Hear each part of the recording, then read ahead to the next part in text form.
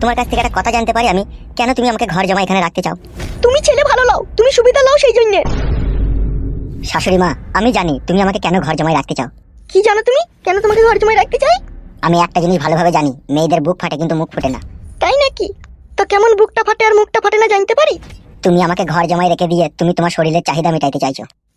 বাব্বাল্লা কি আমার ঢঙের পুরুষ, তাই ওকে ঘরে রেখে দিয়ে আমি শরীরের চাহিদা মেটাবো? তাহলে সেটাই যদি না হয় তাহলে কেন ঘর জমায় রাখতে চাইছো তুমি আমাকে? কেন তুমি তোমার মেয়েকে বলছো না যে তুই জমায়ের সাথে চলে যা, এখানে তো থাকা হবে না? এখানে থাকতেই বা কি অসুবিধা হচ্ছে তোমার? তাহলে আমি যেটা ভেবেছি সেটাই কি ঠিক? যদি ঠিক হয়ও তাহলে অসুবিধাই বা কি আছে?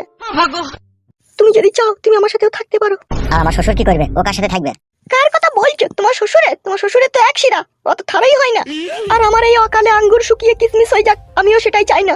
তাই আমি তোমাকে ঘর জমায় রেখে দিয়ে এই আঙ্গুরের রস তোমাকে খাওয়াতে চাই। যদি আমার শ্বশুর আবার জানতে পারে তুমি শাশুড়ি হয়ে জামাইকে আঙ্গুরের রস খাওয়াছো, তাহলে সেটা আমাকে জেলে পাঠিয়ে দেবে। আমার এই দেহে প্রাণ থাকতে কখনো তোমাকে জেলে পাঠাতে দেবো না, ওকে ঘর থেকে খেতে বসেও ভালো। তোমার কি লজ্জা লাগবে না? তুমি জামাইয়ের কাছে সায়া ব্লাউজ শাড়ি খুলে দিয়ে ন্যাংটো হয়ে শুবে। এরকম কত শাশুড়ি জামাইয়ের সাথে থাকছে, তুমি আর আমি থাকলে কি বা অসুবিধা হয়? অসুবিধা কিছুই নয়, নিজেকে অমানুষ লাগবে সেই জন্য।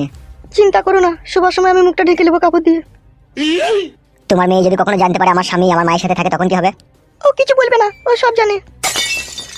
ওইসব নিয়ে তোমাকে চিন্তা করতে হবে না। এসো রান্না ঘরে এসো, দরকার আছে। কি দরকার আছে রান্নাঘরে? আসতে বলছি এসো, বেশি কথা বলো না, এসো।